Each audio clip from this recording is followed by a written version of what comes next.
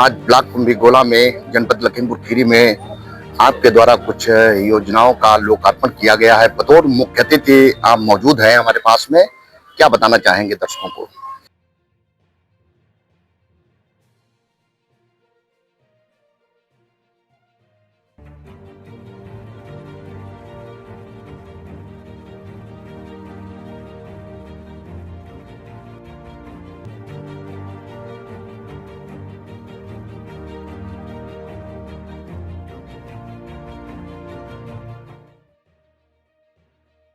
मैं गोला विधानसभा के सभी क्षेत्रवासियों को बहुत बहुत शुभकामनाएं देता हूं।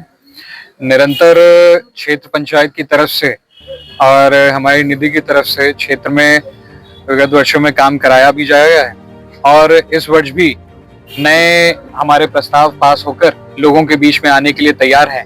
बस यही आशा करता हूं और हम लोग का यही प्रयास भी रहता है कि लोगों का जीवन सफल बने, सुरक्षित बने, स्वच्छ बने और इस दिशा में चलते हुए हम लोगों के द्वारा जो भी विकास कार्य हम लोग के पास आते हैं, प्रस्ताव होते हैं, क्षेत्र की जो भी मांगे होती है उनको पूर्ण करते हुए हम लोग आगे बढ़ते रहें। आपका आपके चैनल के माध्यम से बहुत बहुत धन्यवाद। सर SIR पे थोड़ा प्रकाश डाल दीजिए सर। SIR देखिए बहुत महत्वपूर्ण इस समय हम लोगों के बीच में आई है। सभी लोगों से आग्रह करता हूं कि SIR में अपने सभी लोग जितने भी नोटिसेस जिन जिन की सर्व हुई हैं, अनुपस्थित जो लोग रहे हैं और वो लोग वहीं पे अगर उपस्थित हैं, नोटिस उनको सर्व हुई हैं, तो समय पर अपनी नोटिसेस सब लोग जमा करवा लें। उनमें सभी औपचारिकताएं पूर्ण कराते हुए हम लोग अपने मत का इस्तेमाल करने के लिए कम से कम साथ रहें और साथ ही साथ में जो नए वोटर्स हमारे बीच में आ रहे हैं, जो 18 और 18 से ऊपर के लोग हैं, 18 वर्ष से ऊपर के लोग हैं, वो लोग फॉर्म नंबर 6 का इस्तेमाल करके नए वोटर जरूर बनने का काम करें। छोटी काशी गोला गोकर्णनाथ के लिए एक अनोखी पहल आपके द्वारा शुरू की जा रही है, पालकी यात्रा। तो इस पे थोड़ा बताएं, कहां से ये प्रेरणा आपको, इंस्पिरेशन कहां से मिली है? देखिए 22 फरवरी हम सभी गोला वासियों के लिए एक बहुत महत्वपूर्ण दिन है। इस 22 फरवरी 2025 को पिछले वर्ष माननीय मुख्यमंत्री जी हम सभी लोगों के बीच में पधारे थे और हम सभी लोगों के बीच में आके गोला वासियों का जो सदैव एक मांग रही है, एक सपना रहा है, उसे पूर्ण करने का काम करा है। हमारे स्वर्गीय पिता अरविंद गिरी जी भी आखिरी समय तक अपने गोला कॉरिडोर के लिए, गोला की भव्यता के लिए, गोला को एक पर्यटन नगरी की तरह विकसित करने के लिए सदैव तत्परता से आप लोगों के बीच में लगे रहे। माननीय मुख्यमंत्री जी जब हमारे बीच में भूमि पूजन करने आए थे स्वीकृति देने के बाद में, तब हमने भी उनका धन्यवाद करते हुए मन से कहा था कि माननीय मुख्यमंत्री जी आपने हम लोगों को 2 त्योहार देने का काम करा है।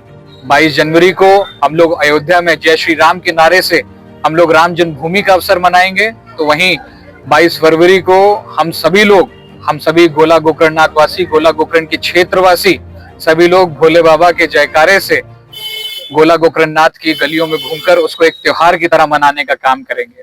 और ये दिन आज हम लोग के बीच में आया है और हम सभी लोग इसका प्रयास कर रहे हैं कि इस दिन को यादगार बनाया जाए और हमेशा 22 फरवरी को एक त्योहार की तरह मनाया जाए, ऐसी एक मन है। उसी को आगे बढ़कर सभी साथियों के साथ एक प्रयास करने का काम कर रहे हैं, एक नए त्योहार की आधारशिला रखने का एक प्रयास कर रहे हैं। हर घर नल बहुत महत्वाकांक्षी सरकार की एक योजना है। कहीं ना कहीं गड्ढे और इस तरीके की समस्याएं आ रही हैं, इसमें थोड़ा प्रकाश डाल दीजिए। हर घर जल योजना आप भली भांति जानते हैं, ये उत्तर प्रदेश सरकार की बहुत ही महत्वपूर्ण योजनाओं में से एक है, जिसमें हर घर को जल सुविधा कराना। पहले सरकारी नल हुआ करते थे, मोहल्ले में एक या फिर 2-3 मोहल्लों के बीच में एक नल दे दिया जाता था और सभी क्षेत्रवासी या गांववासी उस नल का इस्तेमाल करते थे। लंबी लंबी लाइनें लगा करती थी, कभी धक्का मुक्की भी हुआ करती थी।